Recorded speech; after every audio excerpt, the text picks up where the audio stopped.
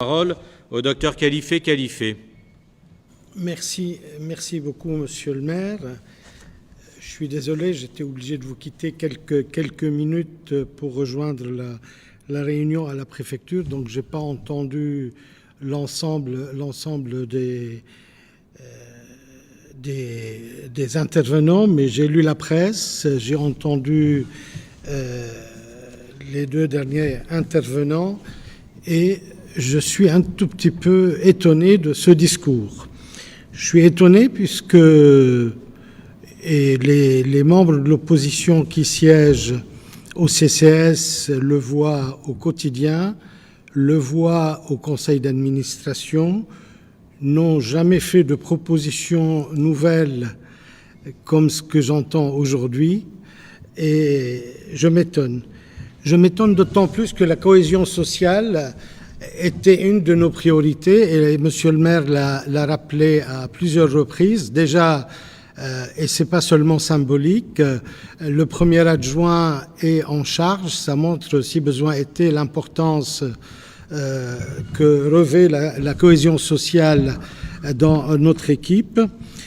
C'est montré aussi puisque les finances du CCS n'ont pas été affectées et sont toujours à un niveau relativement important, eu égard l'appauvrissement qu'a subi le CCS durant les 12 dernières années. J'étais dans la majorité de jadis naguère, comme disait l'autre, et j'ai vu l'importance du CCS qui a été progressivement appauvri et relégué pendant des années. Personnellement, j'ai pris ce travail en juillet dernier.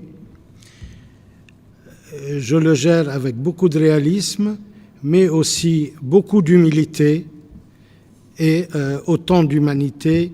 Et j'ai trouvé un personnel exceptionnel et dévoué avec qui on travaille au quotidien, je dis bien au quotidien, dans l'intérêt de la population. Alors, quelques chiffres, puisque vous les aimez bien. Vous l'avez dit, le budget du CCAS n'a pas bougé, certes, je vous l'accorde. Le budget du CCAS, c'est 6,5 millions d'euros de fonctionnement et un peu moins de 300 000 euros d'investissement. Sur les 6,5, il y a 73% de ce budget qui vient de la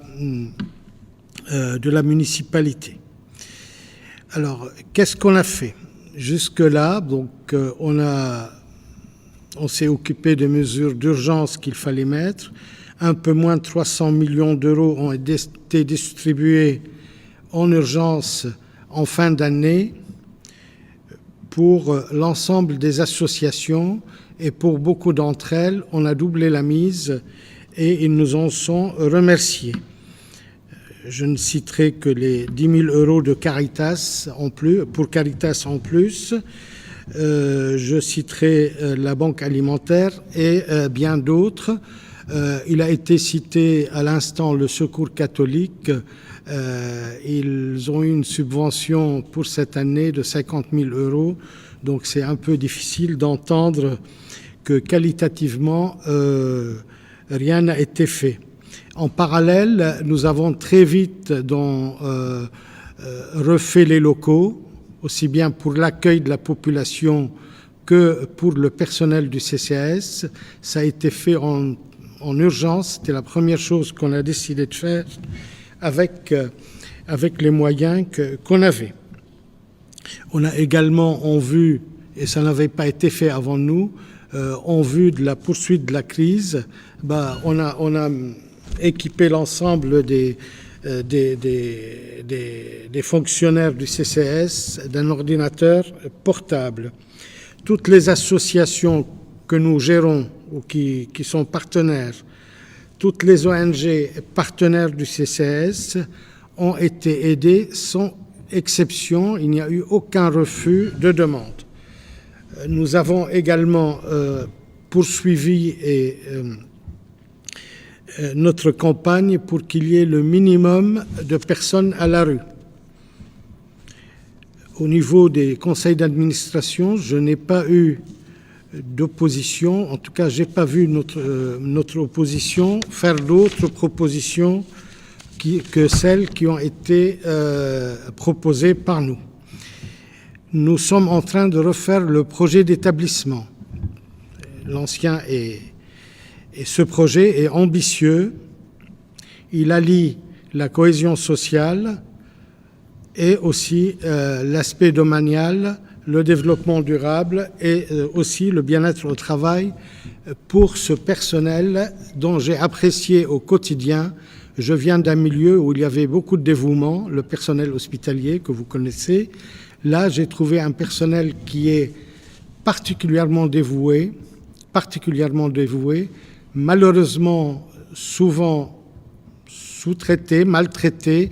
Encore cet après-midi, on a eu une alerte d'usagers du CCAS qui ont provoqué une bagarre avec des blessés au niveau du CCAS, et c'est le personnel qui a assuré. Donc pour moi, c'est chapeau pour l'ensemble de ces personnes.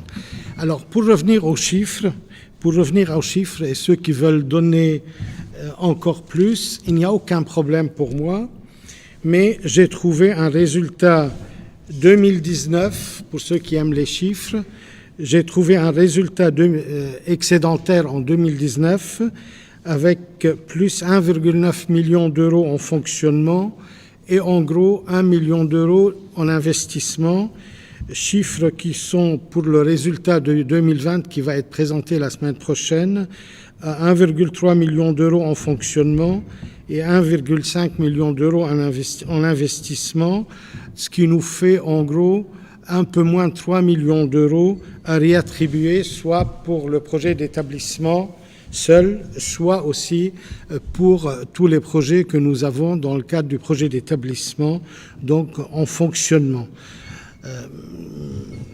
Chers collègues de l'opposition, je crois que vous vous êtes rendu compte que la campagne électorale est maintenant terminée depuis juin.